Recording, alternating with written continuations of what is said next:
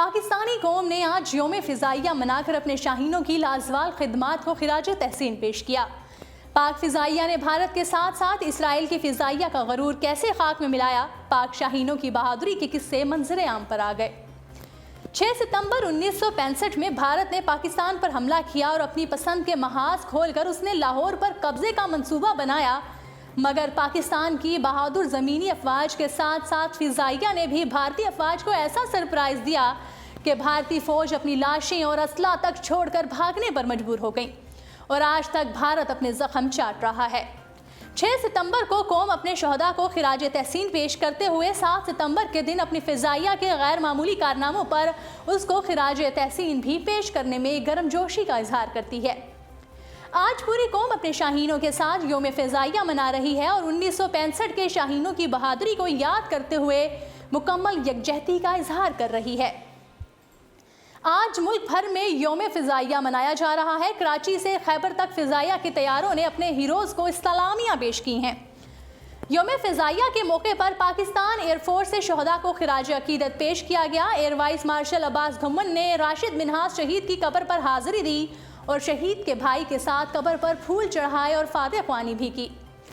ناظرین، آپ کو 1965 سے جڑی یادوں سے روشناس کراتے ہوئے بتاتے چلیں کہ بھارت آج تک 6 ستمبر کی وہ صبح نہیں بھول سکا جب پاک فضائیہ کے بہادر سپوت اسکواڈرن لیڈر سجاد حیدر نے صرف 6 سیبر طیاروں کی مدد سے لاہور فتح کرنے کے خمار میں BRB نہر پار کرنے کے لیے بڑھنے والے بھارتی ٹینکوں کے پرخچے اڑا دیے تھے۔ آج ہی کے دن دشمن کو وہ شام بھی یاد ہوگی جب پاک فضائیہ کے شاہین صرف 20 منٹ میں انتہائی نچلی پرواز کرتے ہوئے پٹھان کوٹ ایئر بیس پہنچے تھے اور وہاں کھڑے جدید ترین MiG 21 طیاروں کو آگ کے گولوں میں تبدیل کر دیا تھا۔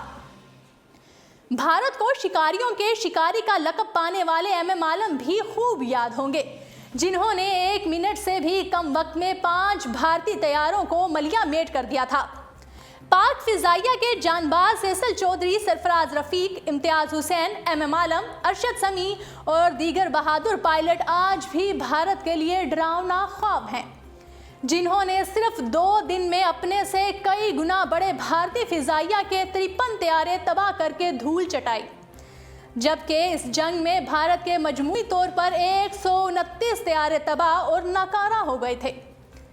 ناظرین، آپ کو یہ بھی بتاتے چلیں کہ اس سال 27 فروری کو پاک فضائیہ نے ایک بار پھر بھارت سمیت اس کے دوست اسرائیل کو بھی وہ وقت یاد کرایا تھا جب پاک فضائیہ نے 65 کے بعد 67 میں بھی ان دونوں خدا کے دشمنوں کا غرور خاک میں ملایا تھا۔ پاکستان کے فضائیہ نے عرب اسرائیل جنگ میں اپنے اسلامی برادر ملکوں کا کھل کر ساتھ دیا تھا۔ 6 روزہ جنگ میں پاک فضائیہ کے ہواباز اردن، مصر اور عراق کی فضائیہ کی جانب سے لڑے اور اسرائیلی فضائیہ کے 3 جہازوں کو مار گرایا، جبکہ ان کا کوئی نقصان نہیں ہوا اور اسرائیلی پیش قدمی رکنے کی سب سے بڑی وجہ بھی قرار پائی۔ پاک فضائیہ کی موجودگی کی وجہ سے اسرائیل کے ارادے خاک میں مل گئے تھے اور اس دن کا بدلہ چکانے کے لیے اسرائیل آج تک بھارت کے ساتھ کھڑا ہو کر پاکستان کے خلاف کارروائیوں میں لگا ہوا ہے۔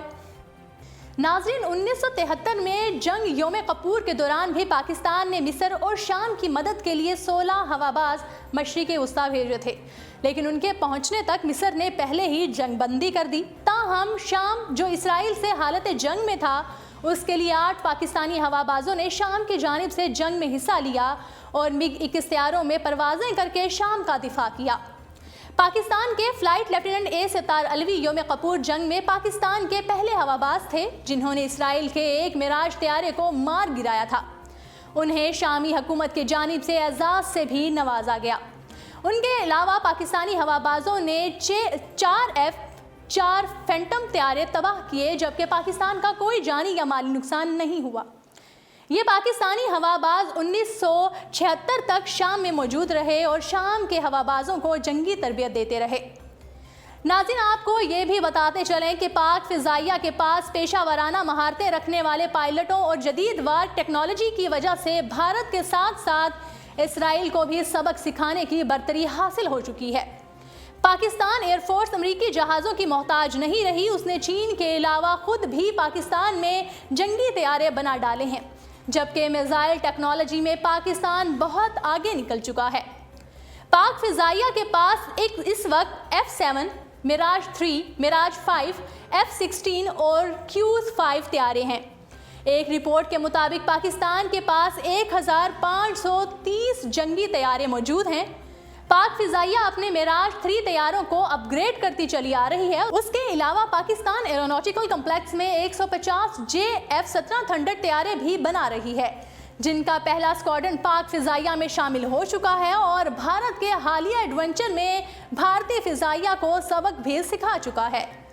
जी नाज़रीन, उर्दू पॉइंट से फिल वक्त इतना ही।